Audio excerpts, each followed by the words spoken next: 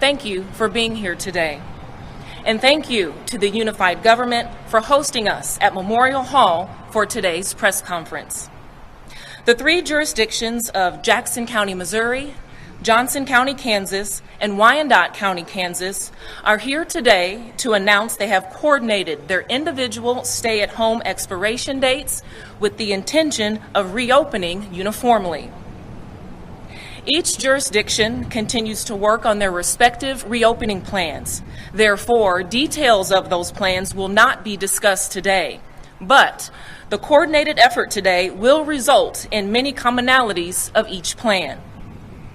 Each jurisdiction will provide an avenue in which to share their plans at the appropriate time they see fit, along with any additional resources for the public.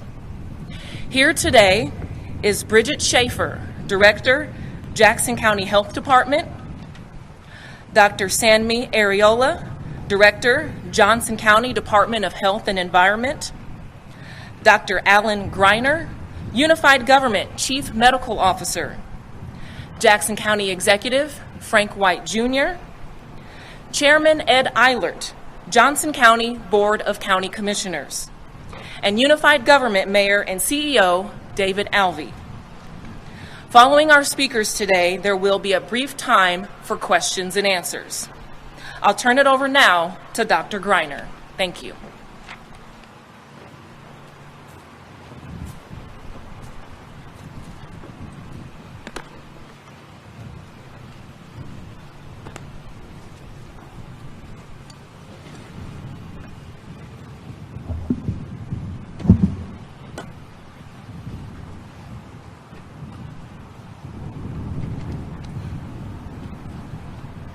Good morning.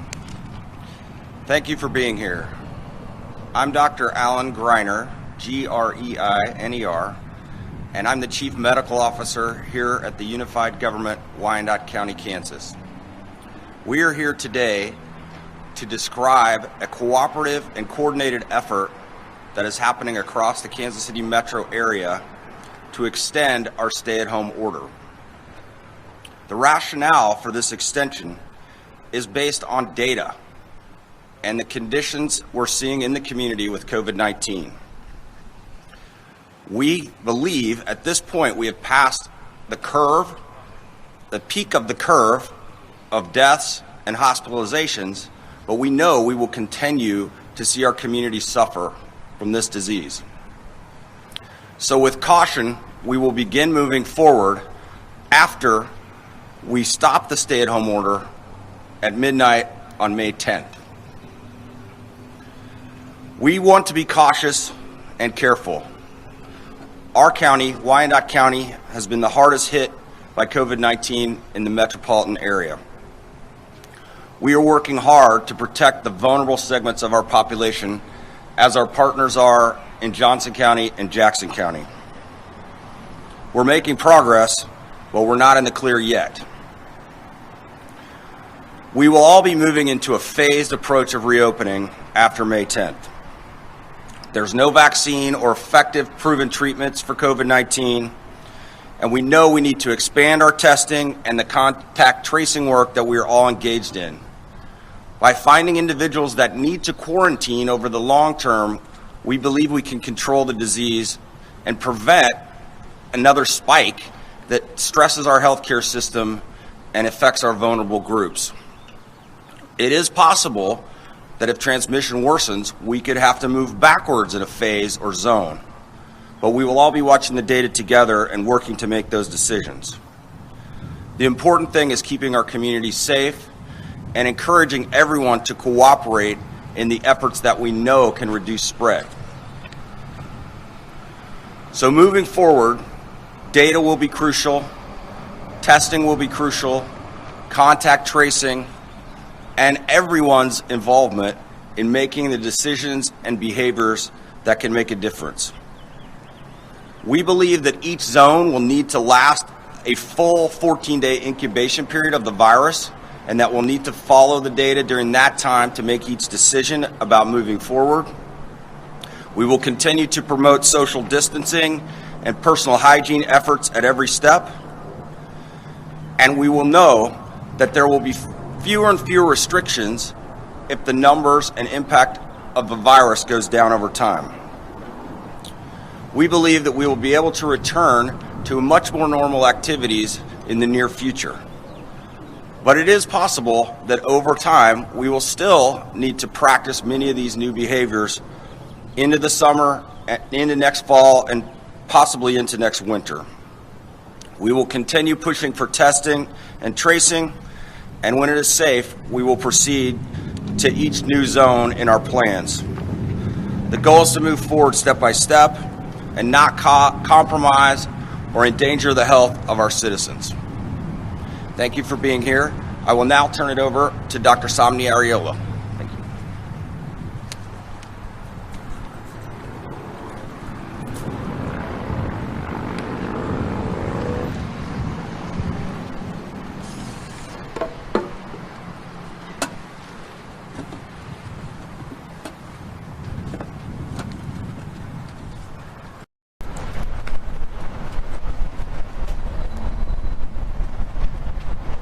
Good morning, Dr. Somni Ariola, S-A-N-M-I-A-R-E-O-L-A.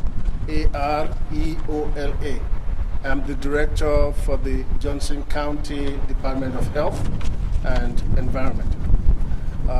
When I moved here to take up this job about 5 weeks ago, one of the first things that stood out to me was the public health leadership in the region. We don't have walls around our cities. We don't have walls around our counties. It's very important that we do this collaboratively, and it's been very impressive to see public health officers, medical directors, elected officials working together to address and curtail the impact of this pandemic on our citizens. The second thing that I noticed was the steps that were taken were timely. One of the first things I did was attend a similar event like this with the health directors and elected officials, putting shelter in place protocol in the region. That was timely, that was adequate and very appropriate, and it's the reason why we are even talking about rolling back some things. And for the public, for those of you that have cooperated, we thank you. I think it's very important that the cooperation is why we are where we are. We made some gains. We did not overwhelm our hospital capacity. We minimized the impact. We didn't see what we have seen in other places in terms of the adverse consequences of exposure to this virus. But there's a lot of work to do moving forward. What we don't want to do is take our feet off of the pedal. We don't want to lose the gains that we have made. And so moving forward, we have our gating criteria, but we are pitching our effort on two things. One, on ability to conduct robust surveillance, adequate testing, and like Dr. Greiner said, the second part, our primary tool becomes contact tracing. And what that means is when we test and we identify people that are positive, we use our public health tool of identifying their contacts and putting them in quarantine so that we form a wall around them and they don't go around spreading that. And so moving forward, we're going to have spikes. Hopefully we don't have a massive spread. And that would, again, depend on you doing the right things, washing your hands frequently, and when in between hand wash, use hand sanitizers when that's possible, keeping a 6 feet distance from people, and just doing the stuff that we have been saying. Avoiding large crowds so you are not too close to people. I know it's a disruption in our normal way of life. We love to hug, we love to shake hands, we love to be in the midst of people, but we're asking that you, because of these times, that you stay away from those things. With your cooperation and your help, if you do what you have done the past 5 to 6 weeks, we will win against this virus. Thank you for what you do. Keep doing this, and we appreciate your cooperation. Thank you.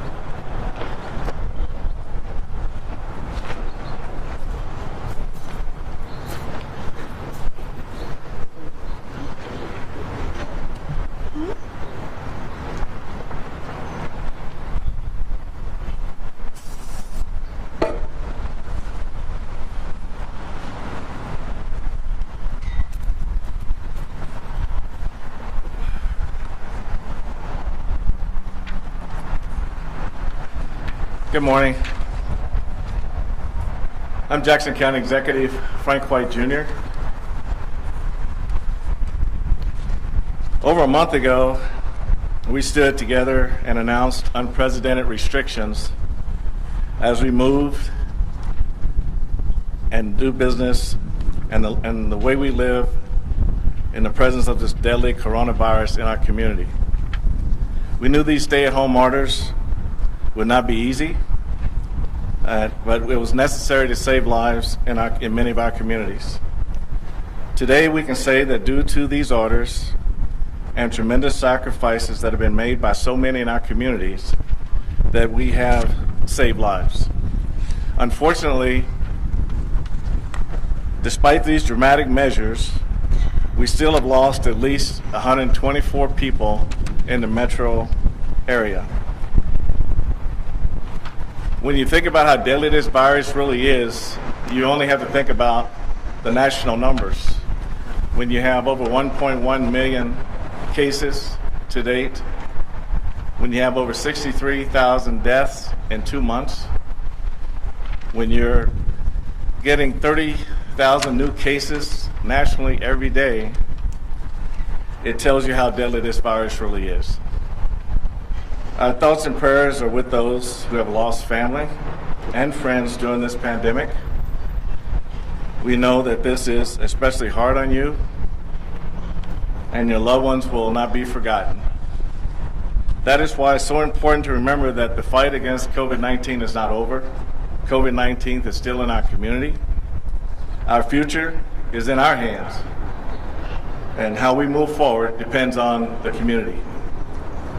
Today we stand united again in our commitment to reopen our communities in a smart and safer way, knowing that when we work together, we're stronger, we're better, and we're capable of overcoming any challenge we face. As such, I'm announcing today that I plan to begin phase 1 of the reopening of Jackson County, Missouri on May the 11th in alignment with Wyandotte County and Johnson County. While I will not be releasing the entirety of our plan today, I can tell you our plan will largely mirror the many components of the plans announced by my counterparts this week. In addition, I'm asking for input from the community, from our residents, about how safe they feel during certain activities and what precautions would make them feel comfortable engaging in those activities safely. So later today, you can go to jacksongov.org and take a brief survey answering a few simple questions to help us finalize our plan. So again, we're not here today to go through those details of our plan, but each jurisdiction has aligned their reopening plans to the maximum extent possible to minimize the confusion by residents of our communities. Before I conclude, I would like to thank our healthcare workers and first responders who are in the forefront of this fight, and they are truly heroes. I'd also like to thank our residents for complying to our orders to keep our community safe.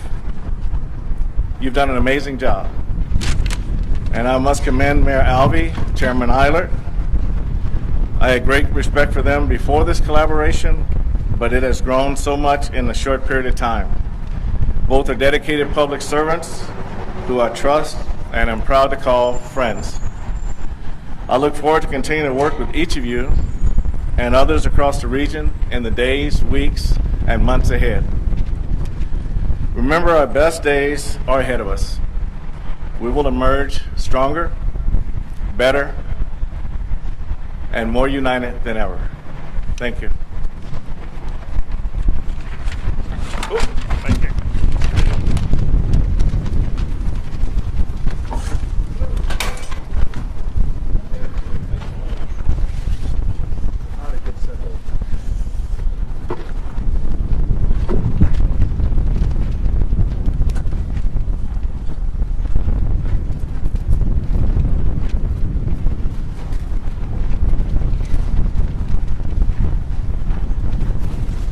Good morning.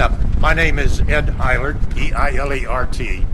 I'm chairman of the board of the Johnson County Commission. thank you all for being here today. It is our opportunity to join with the leadership of Jackson, Wyandotte County to continue the process of reopening the economies of each of our counties. It has been a difficult time for all of us, and I want to recognize the challenges, the difficulties, and the sacrifices that have been made by each one of our community members. It has been a challenge for all of us. As we go forward, it's important that we take steps to minimize the opportunity for community transmission and continued spread of the virus across the metro area. We hope that these efforts that we have engaged in and cooperated and announced today of extending the stay-at-home order until May 11 puts us in a position to minimize the opportunity for the spread to continue to spike and to put us in a position in the future that none of us want to be. So I thank the leadership of Jackson County, Wyandotte County, the public health medical directors who have made this decision to cooperate and to make sure that we can move forward, opening our economies, opening our businesses, and offering the best opportunity to minimize the continued spread of the virus. The governor of Kansas yesterday evening announced a plan for the state of Kansas. We will be reviewing that plan. Previously, about a week ago, 10 days ago, Johnson County put together a task force to review steps for opening our economy. And I would say this, there are many similarities between the governor's plan and the task force plan. There are some minor differences, but I anticipate that we will move forward even with those minor differences with the governor's plan. So we're asking your continued cooperation, your continued commitment to making our communities safe, to minimize the impact of the virus. We have been able to do that because of your cooperation. We need that continued cooperation so that our numbers can continue to go down and we can continue to move forward opening our businesses. I want to say a special thank you also to the first responders, our healthcare workers who put their health at risk on our behalf in meeting the health emergencies of our community. We would not be in the positive place we are today without their commitment. So thank you very much. All of us owe them a debt of gratitude. As we move forward, there will probably be other decisions, but we think it's important to coordinate and work together for the maximum benefit to all of our communities. Thank you very much.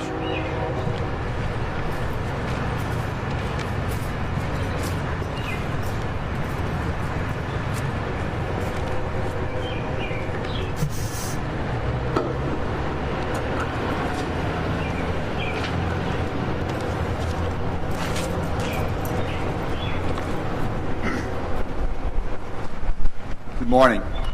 My name is David Albee. I am the Mayor, CEO of the Unified Government of Wyandotte County, Kansas City, Kansas, and my last name is spelled Alvey. I first want to offer my sincere condolences on behalf of the people of Wyandotte County to those families who have lost a loved one to COVID-19. I ask each one of us to honor them by protecting ourselves, our loved ones, our employees, our customers, our fellow workers from infection with COVID. I also offer my support to each one of us who is suffering emotional and financial hardship due to the battle against the spread of COVID-19. We are committed to finding the right balance of preventing the spread of the virus while also steadily relaxing the stringent measures that were implemented across 90% of our nation so that we can get back to business. We believe we are winning this battle, but we also know that COVID-19 is highly transmissible and highly lethal, and we must be constantly vigilant. Today we gather at Memorial Hall. Memorial Hall was erected to remember and to honor those individuals in our county who made the ultimate sacrifice in defense of their nation. Memorial Hall was built in the period after the First World War. That was an exceptionally lethal conflict worldwide. U.S. forces entered the war late in the conflict, but yet 53,000 American servicemen and women died in battle. Each one of those persons was precious to their loved ones, to their families, to their businesses, to their farms, to their communities. And so it was entirely fitting to remember each of their lives as precious here in a memorial.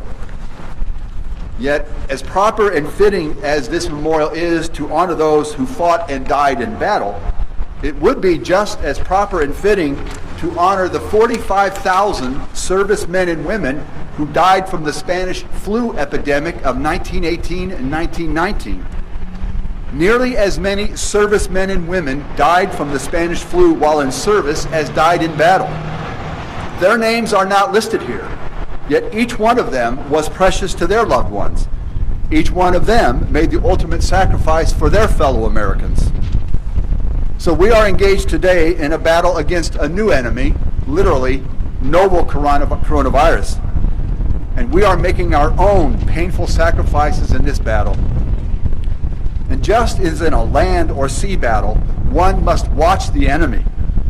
Must watch the enemy to determine their position, to ascertain their strength, their movements. So too, we must watch COVID-19. We must ascertain where it is, how strong it is, how it is moving. And just as in battle on the field, a soldier must look to his officers for their leadership to protect them and to press the attack on the enemy. So in this battle against COVID-19, we must look to our public health officers. We depend on their training, their experience, but most importantly, on their commitment to the common good to lead us in this battle. So I wish to commend the public health officials of Jackson, Johnson, and Wyandotte counties for their commitment to defend the precious lives and livelihoods of all of our citizens. And I wish to commend Chairman Eilert and Chief Executive Frank White and every elected official who follows their public health officials and provides them with the resources that they will need to fight this battle on our behalf. Again, I want to thank all of you for being here today, and we will now accept questions.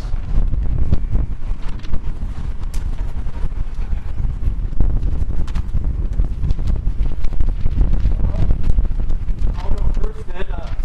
Last month, you all had the Core 4. Today there's only 3 of the Core 4. Why is Kansas City, Missouri not here?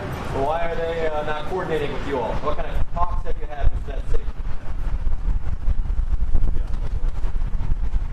So throughout this, we've been in conversation with Kansas City, Missouri, and certainly with their public health department. And that was really, again, under the leadership of Dr. Greiner and Dr. Arioli and Bridget Schaefer and Rex Archer. They were talking together. I'm not sure why they decided to announce on Wednesday, but that was a decision made within Kansas City, Missouri.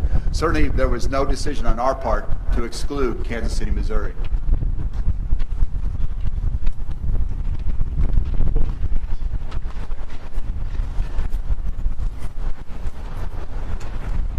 I have a question for all the counties. Oh, I'm sorry.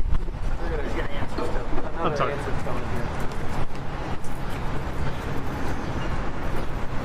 When Kansas City announced their plan, that caught everybody a little off guard. And what Mayor Albee and Chairman Eilert and we've been discussing all along is we had so many different dates. And we wanted to try to come to a date that would just cut down the confusion of people. I know we originally was at the 15th, they were at the 3rd, and we talked to our health officials to come up with a date that they thought would be comfortable for us to work with, and that came out to be the 10th starting on the 11th. And so since Kansas City had already announced, then that kind of put us where we are today. I have a question for all the counties.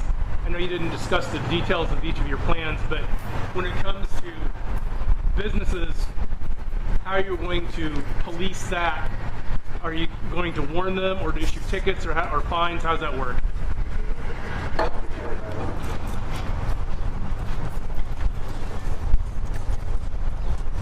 In Johnson County, in the past weeks of the stay-at-home orders, our emphasis has been on education. And many times, whether it's a city police officer or a county sheriff's deputy going out, visiting with the business person or the individual, explaining to them what the recommendations and requirements are, there's been compliance. So, to my knowledge, there's been no ability, and it's not our intent to issue citations or anything like that, but to focus on the education and asking for their cooperation. Is there a mechanism in place in case they do not reply if they refuse? Well, there is, but we've not had to use that at all. So, thank you.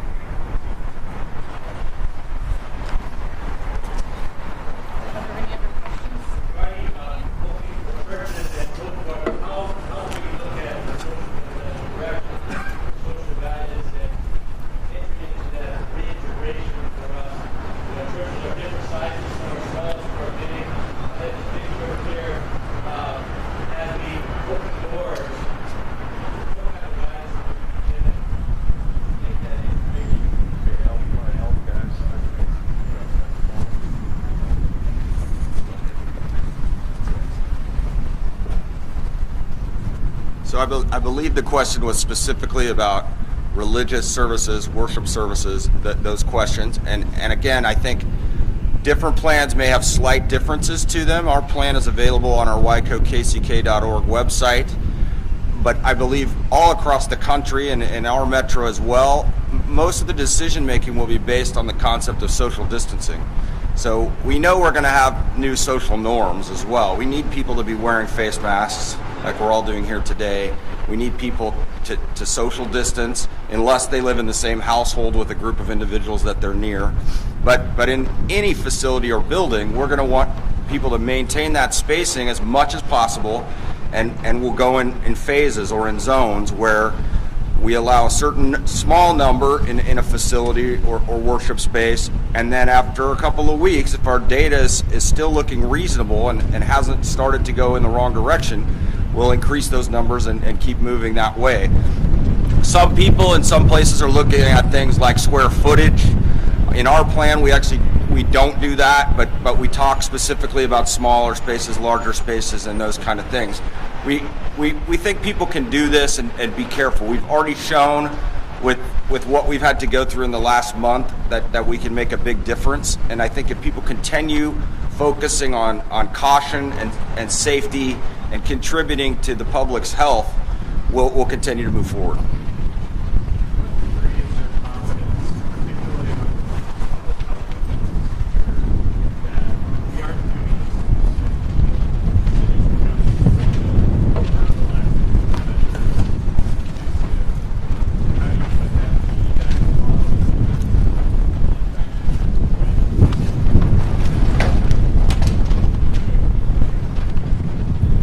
Yes, the question was basically how do we know in the public health arena that we're not moving too soon, and how would we handle things if we had to reverse course?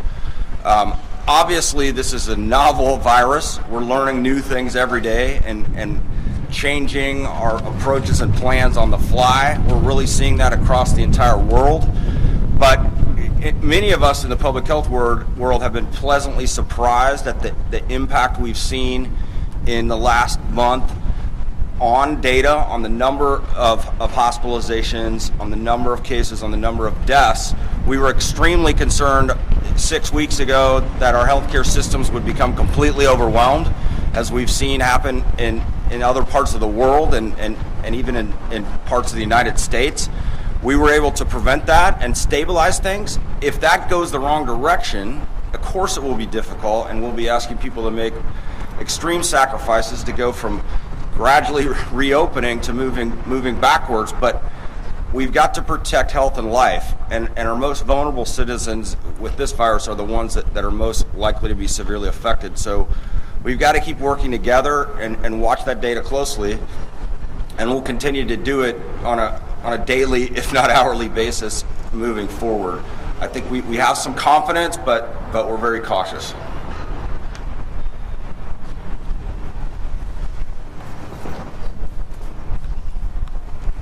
Are there going to be any ongoing restrictions for the most vulnerable, as you were saying, in the nursing homes? That seems to be the most dangerous spot.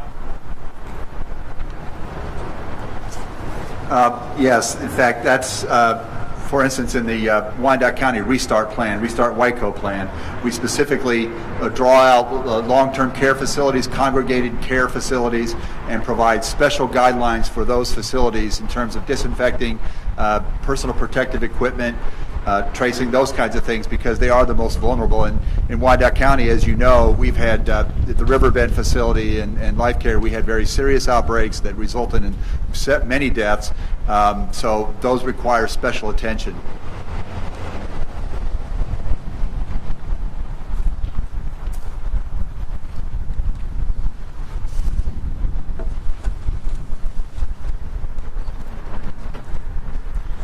In Johnson County, the task force order or recommendations and the governor's program outline last night both speak to long-term care issues.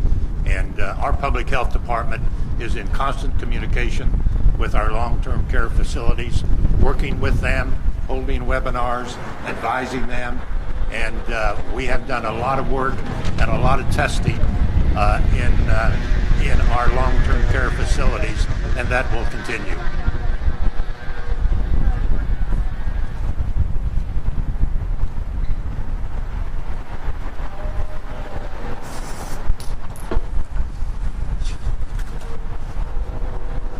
If there are no more questions, we thank you so much for being here this morning. Again, each jurisdiction will be putting out plans regarding their respective reopening plans as they see fit. So continue to look for that information in the coming days on Jackson County, Johnson County, and Wyandotte County's websites, Facebook pages, and any other mediums to get that information out to the public. Again, thank you so much for being here, and have a good day. Can we stay here?